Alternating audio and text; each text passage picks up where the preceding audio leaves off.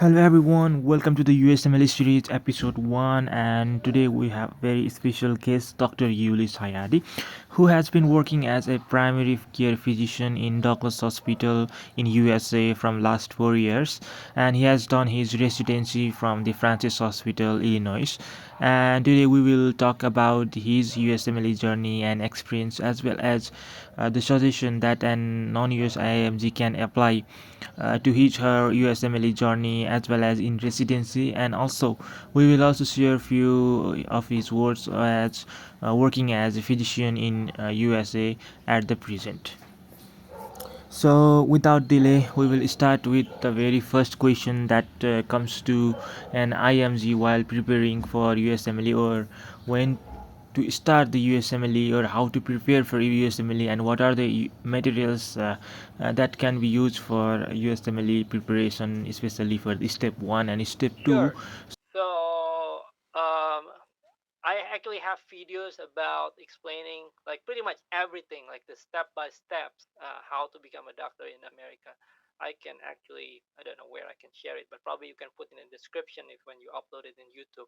I explain all the steps very quickly within 10 minutes.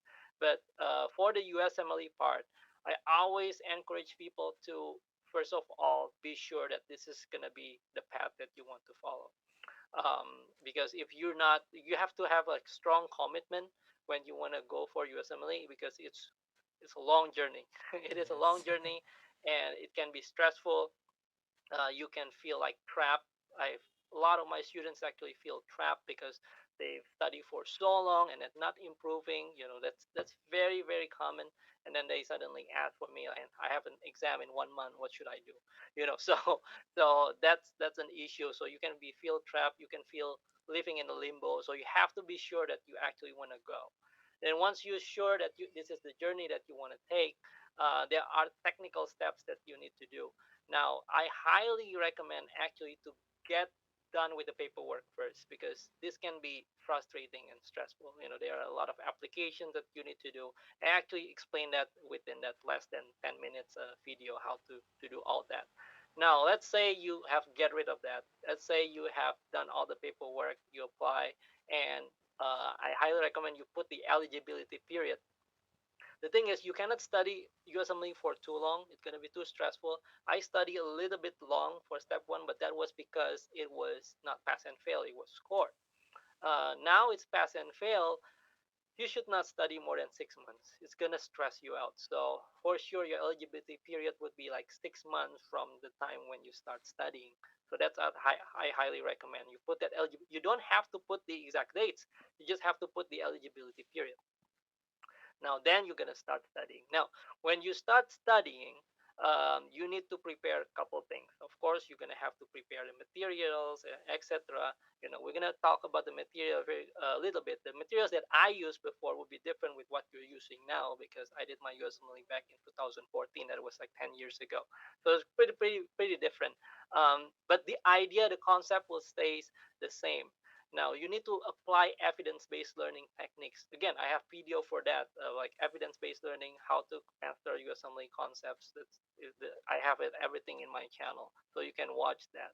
Now, a lot of people make a lot of mistake not applying the evidence-based learning strategy. The evidence-based learning obviously going to be minimal resource. So you prepare materials, but has to be minimal resource. Cannot be too many of the resource. And then the one that most people are going to miss is the space repetition and active learning. So I can't emphasize how many like students miss this. They're not using any space repetition. They're not using any active learning. They open first. They think that the materials that is very useful will be first aid. They get the first aid. They open the first aid. Then they read the first aid, and they think they're learning. You're not going to learn anything. There has to be active learning, and there has to be space repetition. You probably don't like flashcard. I use flashcard. I use Anki. That's my space repetition, and that's my active learning as well. Because when there is a question you want to answer, so I'm forced to answer that questions to get it right. But if you don't, even if you don't use Anki, it's fine. You still have to do your own space repetition. You have to find that. I made an interview with Dr. Ujwal Soni. That's also in my channel. He also do a space repetition. He do a block of biochemistry, and then after that block of let's say microbiology, and then you do both biochemistry, microbiology, and move to that's a space repetition. So there has to be some form of space repetition. There has to be some form of active learning. So that's very, very conceptual, very, very important. That's how you're gonna, prepare for your USMLE. Now, whether you want to put the notes in Anki, whether you want to put the notes in your notebook, it doesn't matter. Your choice. You have to find your kind of like your own style. But regardless of your style, that evidence-based learning strategy has to be applied. If not, it's hard for you to be successful. Guarantee that this is evidence-based. We're gonna be a doctor, so we do evidence-based medicine. So we have to do evidence-based learning as well. Now, after you understand all of that and you know how to write notes, you know you're gonna do space repetition, you know you have to do active learning. Now the materials. Now this is gonna be the practical thing. So before I use Kaplan, but now what I see is boards and beyond is like kind of like the main thing, and it will work. It will work. Boards and beyond, Patoma, you will. Those are basically the real basic ones. Now I categorize materials into like two things and two things. So first, you want to knowledge building. Means you build your knowledge, memorization, things that you need to know to do the test. Then there is the Q bank, which is you do the questions to apply your knowledge, because your score is only determined by three things: one, understanding concepts; two, memorization; and three, test taking strategies, which means how you apply those concepts. There are only three. There is nothing else. There are only those three. So in order for you to build that knowledge, you use the materials. And in order to do the Q bank would be USMLE World. You don't have to do other Q bank. I don't think it's just a waste of time. I did three Q bank because I want to have high score step one. Now it's pass and fail. There's no point of doing three Q bank. Just do your work for the question bank. Now for the material like knowledge building, there are two types that you have to be aware of. And I think I can recall maybe four criteria that you have to consider for your materials. The first one is you have to know that if that materials is giving you information that you need for the exam, meaning it's concise. There are materials out there that are really good, like Dr. Najib videos. Dr. Najib is just wonderful, but it covers so much that's not covered by the exam. So there is no conciseness in that. In that, so consider conciseness. Second is consider the concept. So does the material teach you concepts, make you understand the concepts? The third one is the price. The fourth one is credibility. Credibility is important because if you see a lot of people like jump into, oh, there's this new thing or there's new materials, but it doesn't have that credit or track record that it tells that is really a good one. You have to have a good track record. That's why you will still number one compared to Ambos. You will has so good, great track records. So you rely on you will. There's a value in that. Boards and Beyond before doesn't have track records. Eventually, it creates its own track records. People use it. They have been getting high score with it, so you can use it. But Toma has high track record. So those are going to be the one that you're going to use. So you have to consider those things, that the conciseness, whether it really teach you concepts, not only giving information without giving you a nice explanation. Like, and then the price depends on your financial situation, and then the track record. Based on those, the best materials would be Boards and Beyond, and then Patoma. And then if you want to add microbiology, with microbiology making ridiculously simple or easy just for memorization, and then you use UWorld for the question bank. That's pretty much it. Those are going to be the materials that you're going to use. Now, I still love Dr. Najib. Like, I really love Dr. Najib. I think there is no single videos or materials for basic science that can ever be better than Dr. Najib. That's my completely biased opinion because I watch it, and I don't watch everything because it's long, but it's just so good.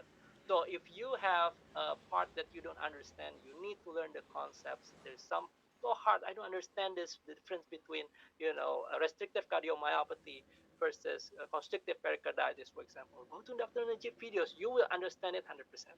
It takes time, but if you want to put an investment on some of the things that you don't understand and you want to build that concept really, really well, you just go to Dr. Najib videos. You don't need to go to anywhere else really, because it's gonna explain you. So Dr. Najib, in terms of concepts, explanation, and track records, is 100% 5 star, but doesn't have conciseness. So you just have to kind of like play the game. Only use it for the part that you don't actually understand. So you use those materials, and then you study. And the way you study is just again applying your active learning and spaced repetition. Just watch the videos, and then you write down the notes, review, and then just keep doing that over and over again. Eventually, you, I'm quite sure if you do that and study well, you will pass and have a high score. Yeah. One more thing I want to say about this is because step one has become pass and fail, and interestingly, ironically, or I should say probably not ironically, the pass rate becomes lower. That's crazy. Pass rate becomes much lower, and that's because I think a lot of people underestimate it and then try to learn to pass, study to pass. That's not right. Because two things. One, step 2 CK is still scored, and your step 2 CK will be kind of like related, not kind of, no, statistically related to your step 1 score. Your step 1 is good, your step 2 must be good.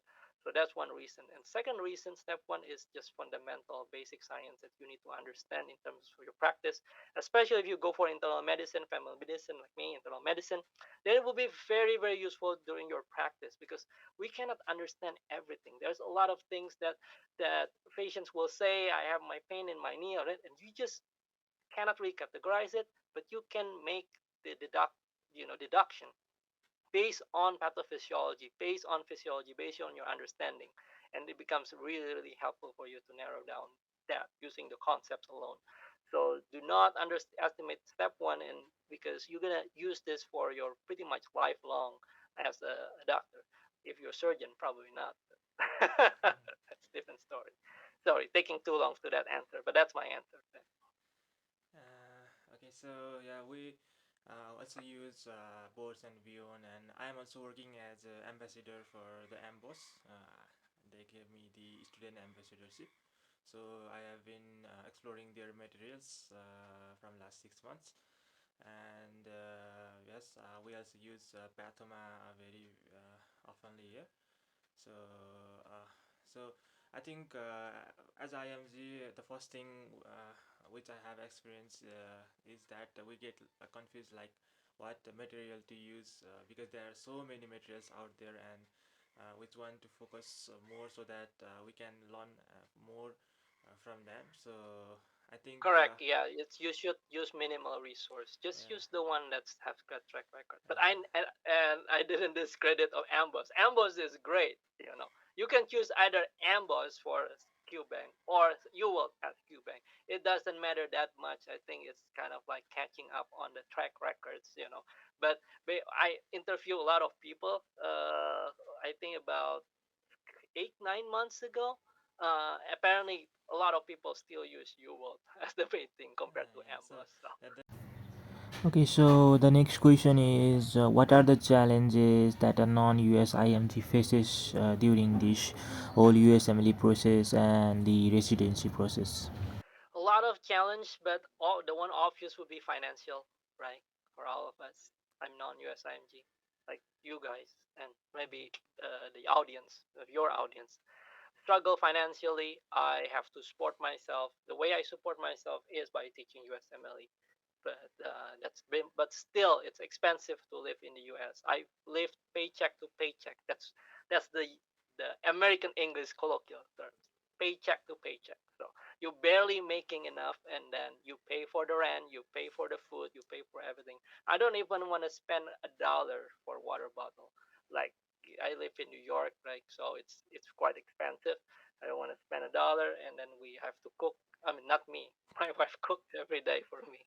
So it's amazing that she was able to support me from like really nothingness. That I don't have anything. I don't have really anything to offer.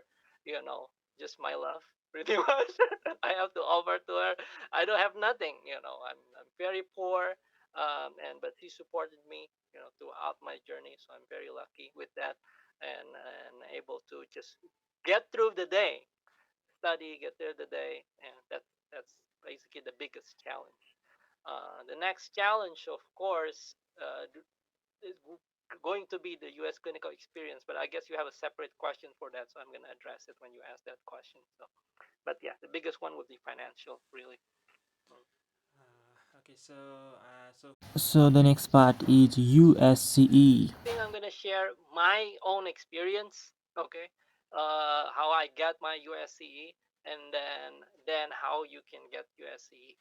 So USCE is very very important. I think USCE is the single. I think is more important than score, more important than research, especially if you go for internal medicine. I would say because internal medicine, family medicine, the value of research is not as big, as significant as procedural based residency like surgery or that highest, very very high competitive specialty.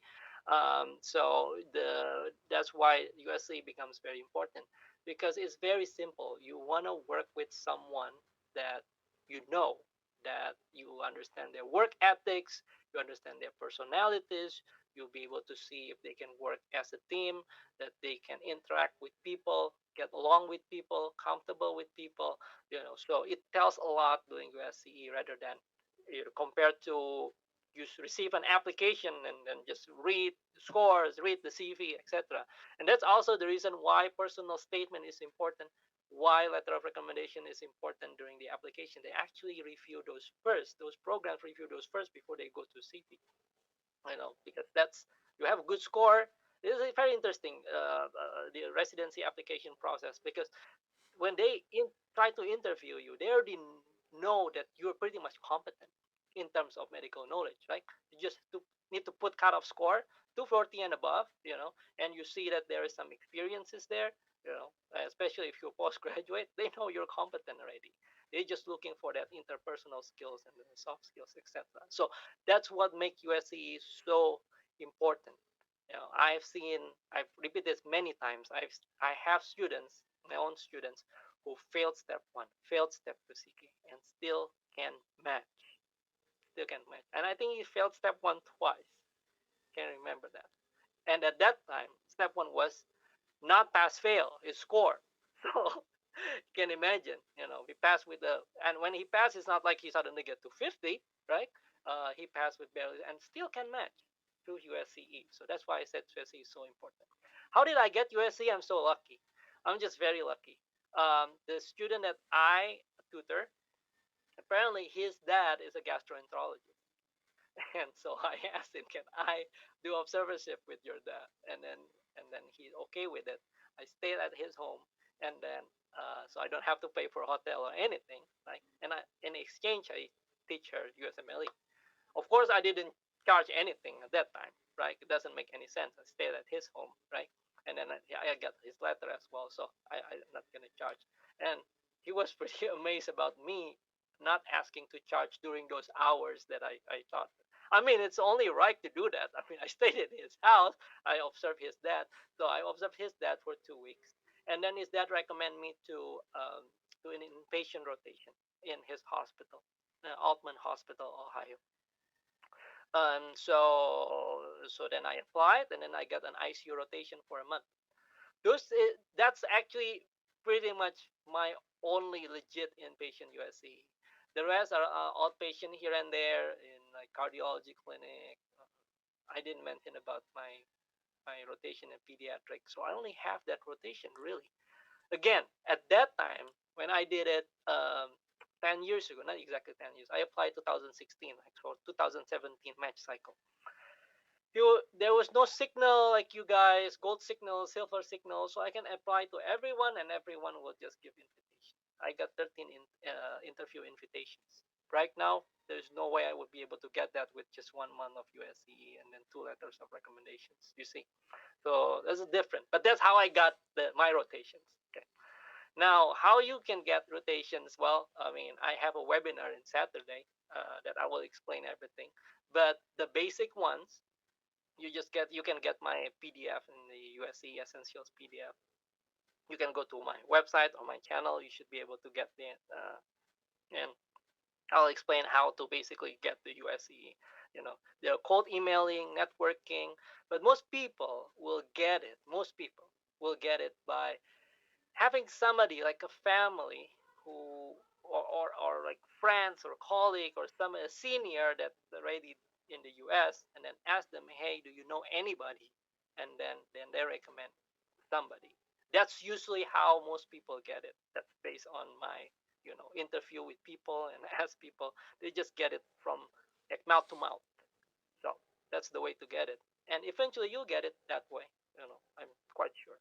So how do we can excel in residency interviews? So I did two. I think I did two interview videos, related videos in my YouTube. Um, but I actually plan to make the third one. But here goes. This I'm gonna explain it this way. Based on my experience, here is again. I try to explain it in fundamental concepts and then technical things that you can do to prepare for the interviews. The fundamental thing that I realized for a lot of non-US IMG, the issue is usually not the content. The issue is usually the delivery. So when you say something, is usually we have two components, right? Content delivery. So what you say and then how you say it, basically. Now, again, what I'm trying to say is the problem for non-US IMG most of the time is the delivery and not the content. A lot of people say there is no right or wrong answers during the interview. I would say it's true for the most part, and in most cases, non-US IMG, that is true. There is appropriate and inappropriate answers. So kind of like there is a right or wrong answer. But most of the time you will most likely gonna give an appropriate answers. And I'll give you an example of like a non appropriate answers. If let's say they give you a hypothetical question saying that if you have infinite amount of time or money, what you're gonna do, and then you probably say, oh, I'm just gonna go to Vegas and then gamble all the way. That would be an appropriate answer, like, so because it doesn't show altruism, and it doesn't show you care for people. It's not really an appropriate answer. If you say that why you come to the US, and you say that, well, you know what, because in my country, Nepal, the US medical system sucks, we got paid very low. That's also inappropriate answer. Too much of brutal honesty, and it would sound really inappropriate. So there is right and wrong answer. Sometimes people say there is some negativity, like, oh, it's too sexism. There is a lot of feminism, or there is a lot of religious, so much discrimination or something. So that would be kind of like inappropriate answer because there is some negativity in there. Now, so there is right or wrong answer in that way, more like an appropriate, inappropriate answer. But in my experience, most of the time they won't do that. Most of the time they won't do that. The reason is because when you prepare for when you prepare for interview, you're gonna look up the template answers. What are the common ways to answer this? What are the right ways to answer this? And it's available everywhere. You know, so most of the time you're not gonna fall into that kind of trap. Most of the time you're gonna make it very very general. Well, when they ask you, tell me about yourself, you're gonna say where I come from, how I get here, what my hobby is, right? Now in that case, there's not much right or wrong answer. So that's why I said, for the most part, the problem is not the content. Most of the time, you're gonna give an appropriate answer, but always the biggest problem is the delivery, because you come from a different culture, you come from different language. I was not able to speak like this back then. I was not able to speak English. I'm like barely able to speak English. That's why Step 2 CS is so scary for me. I thought I was going home. Because it was so hard. I have to empathize, and then they make you baffled with all these words. I didn't know the words of in between jobs. I'm in between jobs. Sorry, what kind of work you do again? I'm in between jobs means I'm not working. I didn't know I'm in between jobs. It's not working. So these are really, really the problem of the non-US IMGs is the delivery, the ability to speak English in a very eloquent, very articulate, very expressive way. Now, I think that is the problem. So inherently, you need to improve how to deliver the content. You need to improve how to speak, how to talk, give more energy, far more energy. Um, there are things that you can do to improve that, but and I'll also actually mention this as one of my videos about. And now I remember there are three videos related to interviewing, which is the communication and interpersonal skills. You just have to speak a lot. You have to put a lot of output in order for you to get better. So you have to practice, practice, practice. And the practice is not going to be 1 month before the interview. You have to kind of like speak almost every day, multiple hours a day, speaking English to get yourself comfortable, activate that Broca area. So that's, I think, the best preparation for interview. Speak a lot. Now, one quick tips, again, practical tips that you can do is as simple as activate your tone. Activate your tone. And the way to activate your tone is just smile. If you can try it, if you put a face like this, then your voice will be very, very flat. But as soon as you put a smile in, somehow your voice will be more energetic and you can feel soul of your voice. So it's as simple as that. Then when I see, you can check the mock interview exam, mock interview practice, sorry, in the YouTube, and then you can see these non-US IMGs practicing. It could be with Maki Assad, it could be with somebody else. Maki Assad is one of the biggest YouTuber entrepreneur in our platform, thematchguy.com, right? The problem is a lot of these people are like, he's not smiling and there's no energy in it. The tone is bad, the pitch, they'll just keep hitting the key of C. There is no dynamic in the voice. So that is I think the problem. So change the tone, change the pitch, make sure you don't hit only C key every time, reach a multiple range of the key. And that's some of the things that you can practice actually very quickly. And I don't see a lot of these interview mock practice, addressing this. They're addressing the content. Oh, I think, you should say it this way. I think you should say it this way. And it's like this. Nobody actually tells and teach you the delivery. This guy, this lady, or this guy looks like robotic. There's no energy, there is no smile, there is no tone. That's, I think that's the problem. So you have to, I think the best way is speak a lot and then fix the that thing. Yeah, the pitch and the tone, so it will get better. Now, and form of questions and answer, what you need to answer, etc. There's a lot of, you can download like multiple things to one of the thing that I think, the resource that I see, it's pretty good, and I would say it's good enough to at least give you the right idea, is a BEMO, residency interview practice. They have a book, then you can read the book. Book is long, but I think it really gives you quite a detailed explanation on the content and how to answer them. Um, it's not how to answer them. I mean, what to answer, more like the way to how to answer. You really need to practice. At the end of the day, it's pretty much, the answer is pretty similar, all pretty much the same thing. It's how you deliver the answer is the most important thing.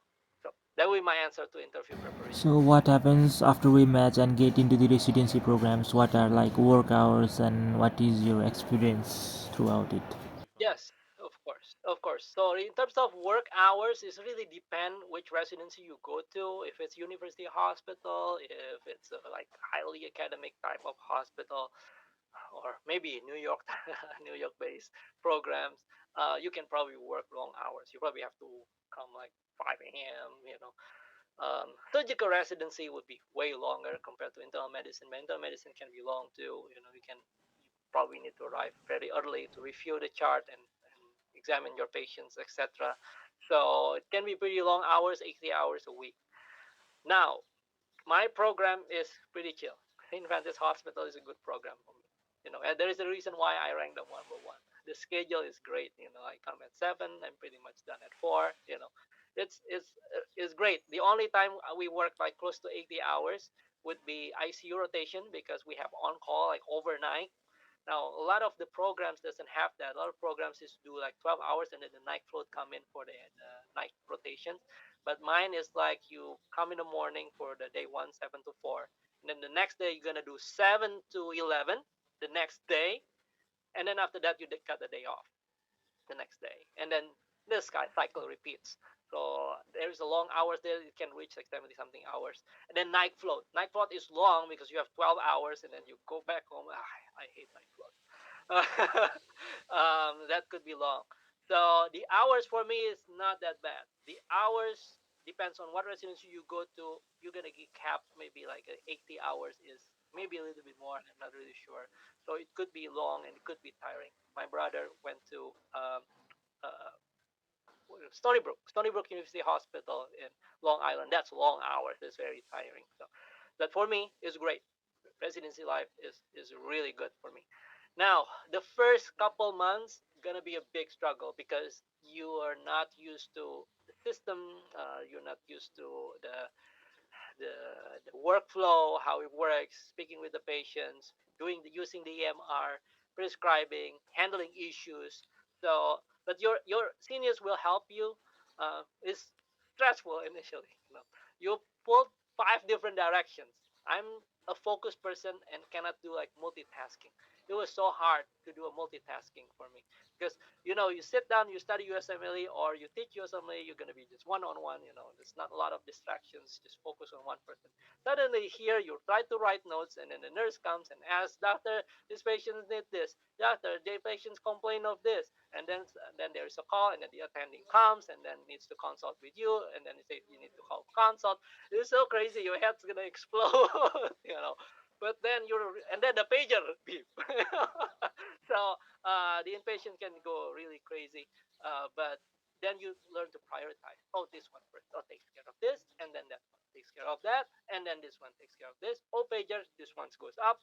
So your brain able to like prioritize this one. This one. Oh, this was the important one here, and then you finish that one, and then go next. Takes a lot of practice, and then of course my English was not that good. There are some attendings who speak New York accent, speak pretty fast. You barely understand what she's trying to say, right? But so the first couple of months will be rough, but they'll guide you. And yeah, that's kind of like my life during residency. So I mean, my 3 years actually I enjoy it pretty much. It's a really amazing experience. See, there's a lot of people learning. And I enjoy it. I enjoy it. The only part I didn't enjoy is the COVID part. I hate that one. COVID. Oh my goodness. Because I completed 2020, right? So my last couple of months was dealing with COVID. I hate that. Too many people die, and we got too busy. I got an extra amount of ICU. My ICU, like my program, ICU rotations is way more than most programs out there. I got like 3, 5, 6 months of ICU rotations for the whole 3 years. Then I got an extra 2 weeks because of COVID, and everybody was intubated and having line. So, and I have to put central line. Ah, that, that's the only part that I didn't like. I just want to graduate. I want to go out of here and I want to be a PCP, but but that was crazy. Yeah, but only that part. Otherwise, it's amazing. Yeah, that's it. So, how is the life as a physician in US? I don't mind sharing that. So, being a PCP is great. I It's like my residency is already chill because I chose that, and this is even more chill. So I'm really happy. I work less than 40 hours. 40 hours or a little bit less a week because I'm pretty efficient. I think I need to explain a little bit about the system because most of you, if you are non-US IMG audience and start their journey and thinking about their journey, you don't know the system. So I need to explain it, uh, trace back and try to explain a little bit about the system. So for internal medicine, there are two common choices for job. One is you become primary care. Two is become hospitalist, which you only work in the hospital. Rarely people can do hybrid. Rarely. It's not like you admit you outside, you admit the patient, you go to hospital and see the patient. That rarely happen. Rarely in these days. They switch the system to just hospital or just outpatient. Okay. Now for hospitalists, the typical work hours would be 7 on, 7 off. So 7 days you work, 7 days you don't work, then you go back to work 7 days, like that. Some people can do 14 on, 14 off. So you have longer days off. Some people can do nocturnus, which is only nights. They can do, and the nights can do something like 7 on, 14 off. I've heard 5 on, 10 off because they appreciate work nights. Next paycheck is just higher. Yeah. So, so that would be the kind of, you can try to imagine the lifestyle for that. For primary care, the standard is 4 days on and one day of admin day. So you only work 4 days out of 7 days. Of course, when you have federal holidays, Christmas and stuff, then you're off. There's no patients. There's no nothing. So those are like very the typical work schedule. Okay. Now my schedule. First, I did 4 day on and then 1 day off as admin, but I don't think that's very effective. Those 4 days become long, and then I got tired at the end of the day answering messages, etc. So I changed it to 5 days. I have no admin day, but 5 short days. So those 5 short days, I can choose to wake up 7:45. I'll be home at my home, like well, actually I can be home very early, but my daughter usually come home like 3:15, 3:20. So I'll be home 3:15, 3:20, depending on how late their bus is. So 7:45, 3:20 done. Monday to Friday. By the way, that commute included. I said I wake up 7:45. I'm not saying that I start working at 8. Okay, no. I said I wake up 7:45 and I got home 3:20. So those hours already included the commute. Actually Thursday I work at 8:30, start at 8:30, so I can wake up 8:15 if I want to. And I only take like 10 minutes to go there. So if you do the math, it's less than 40 hours, 37, 38. Sometimes I need an extra an hour or two to complete my messaging, etc., to get to 40 hours. But if you're efficient, and I'm still like opening like Twitter, answering LinkedIn message, and doing in between patients, so I still have not like super sprint and then push my. I there if they're so busy, if there's a lot of messages in my in basket that I need to answer, then I usually become serious and I can just keep going for those like sprint of 6 hours work, complete and got home. So that's the lifestyle that I have. Saturday, Sunday off. It's great. But I choose to work in the hospital on Saturday, Sunday. That's my choice, putting adding an extra hours. So I still remember my hospital is, you know, because hospital cases are different. Like so at least I know the DVT, admitting for pneumonia, everything for people with respiratory failure, pancreatitis, all these hospital cases. You don't really deal with that in outpatient, right? Outpatient more hypertension, diabetes, obesity, and there's a lot of other outpatient cases, prevention stuff. So I try to do some of inpatient as well. It's my choice. Doing like 6 hours. Before in my first year, I do a lot of shifts, but now I feel like what's the point? I'll just do short shifts only. And the pay is pretty average. You look at MD, what's that? MD Web MD or something. They tell you the average of the primary care, and all the doctors, internal medicine make 250K thousand per year. So that's pretty much how much I make per year. I can make a little bit more when I do hospital shifts. I get paid more. The hospital shifts for per hour is like they give like $150 per hour. If it's nights, could be $200 per hour. Pretty darn good, really good pay. So that's really the amazing thing in the U.S. So the payment for doctors is really good. So that's pretty much how much I make. Again, a little bit more, a little bit less, not less, a little bit more, 250 and something above. Depends on how much shifts that I want to take. So yeah. Like lately, I don't do that many shifts anymore. Again, that's the point. I rather stay home and do it with my family. I just try to maintain my hospital skill a little bit, so not a lot of hours. So that's pretty much the lifestyle. That's why I said this dream come true. Truly dream come true. It's really good. Good payment, good lifestyle, good work-life balance, good good work environment. They're all nice. They're all helpful. Your colleagues are helpful. There is no blaming culture. It's really good. That's basically my experience. Some people may be saying, complaints of the blaming culture, and then people, yelling at the nurse, etc. I didn't experience any of that. For me, it's perfect. Yeah. So The final suggestion to anyone in this journey. based on my experience. um, if you if you committed and stay persistent and um, keep doing your journey, you'll make it.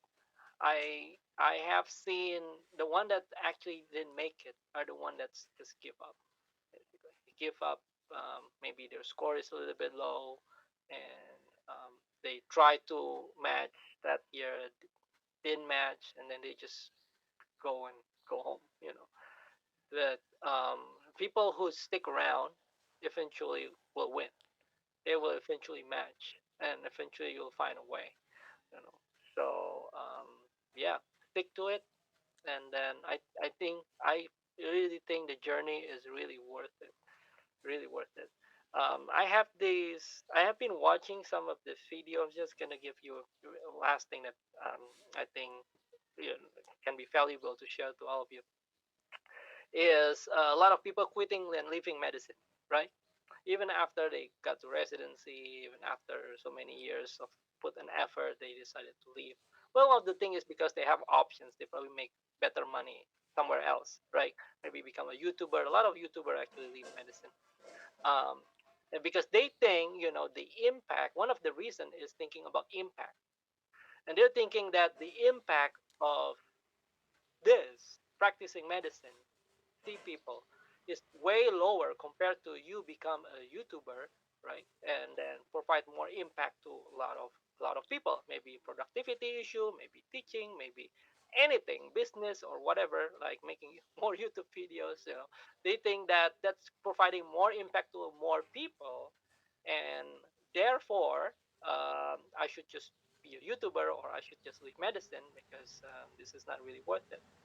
Now, there's one thing that they forget, that there is a quantity impact, means you can impact a lot of people, but there is also quality, meaning that even if you provide an impact to like a single person or two-person or not a lot of people, you know that is the impact that only you can do.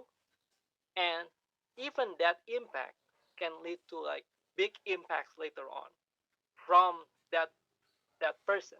you know do not underestimate the single impact that you make to one person, because that impact would be only you can do it.